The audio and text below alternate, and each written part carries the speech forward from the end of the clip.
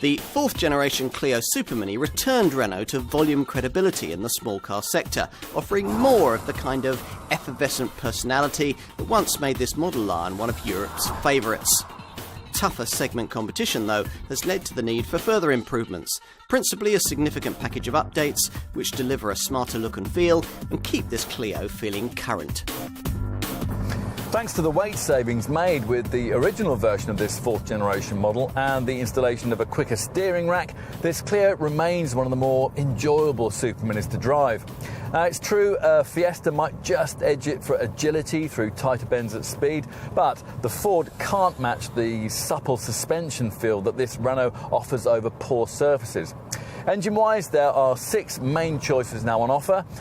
Propping up the range, the old tech 1.2 litre 75 bhp petrol unit continues on, but if budget permits and you're looking for petrol power, then we would certainly encourage you to look further up the range at something a little better.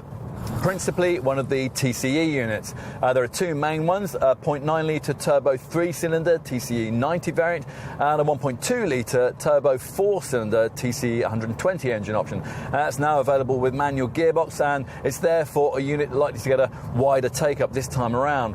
Alternatively, you could consider one of the 1.5 litre DCI diesels. There are now 2, with most people likely to choose a 90 bhp variant that's capable of quite energetic performance, yet which will still return up to 88.3 miles per gallon on the combined cycle and up to 82 grams per kilometre of CO2. Here, though, we're trying the pokier 110 bhp version of this power plant, and that's been added into the revised model lineup. At the top of the range, the 1.6 litre petrol turbo Renault Sport hot hatch variants continue on. Models that, as before, have to be specified with EDC paddle shift auto transmission.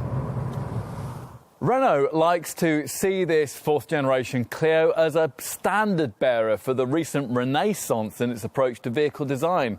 There is some truth to that, because since it was introduced following inspiration from the company's futuristic Desir concept car, the brand has moved away from the kind of dull, forgettable design that was exemplified by this Super Mini's pre-2012 Mark III model predecessor. The longer, wider, lower look just worked, but it needed a bit of refreshment.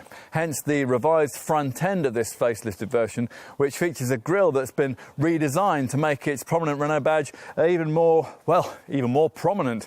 From here, colour customisable trim strips flow out into these restyled headlamps that on plusher models like this one incorporate smart C-shaped LED daytime running light strips, while the main beams feature pure vision full LED technology. And at the wheel, if you happen to be familiar with the original version of this fourth generation model, then you might well notice the improvement in cabin quality that's been brought about by a package of little changes, like smarter seat fabric, redesigned gear lever, and the matte finish that's been applied to the interior chrome detailing. Equally eye-catching is the consumer electronics fest that dominates the gloss black trimmed centre console on all but the base models in the form of a tablet-like 7-inch colour infotainment touchscreen display. Now, this comes in 2 forms: the media nav package you get on mid-range variants and the more sophisticated optional R-Link setup that we're trying here.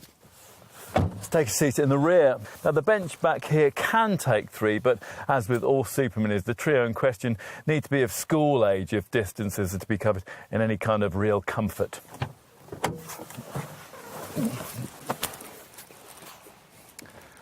Out back, there's a 300-litre boot that's about 15 to 20 litres bigger than the trunk space delivered by most obvious rivals.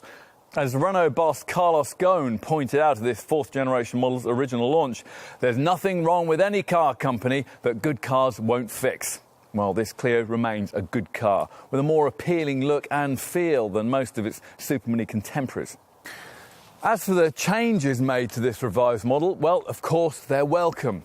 Although they don't make an enormous difference to the overall package, they do add an extra feeling of quality to it. And that's something that'll be important in keeping this Renault competitive against a pack of new generation rivals. No small car is perfect, of course, and this one isn't. You might feel a Volkswagen Polo's more solid or a Ford Fiesta's a little sharper to drive. And you might be right, but as a very accomplished all-rounder, this Clio continues to merit a significant place on any serious Super Mini buyer's shortlist.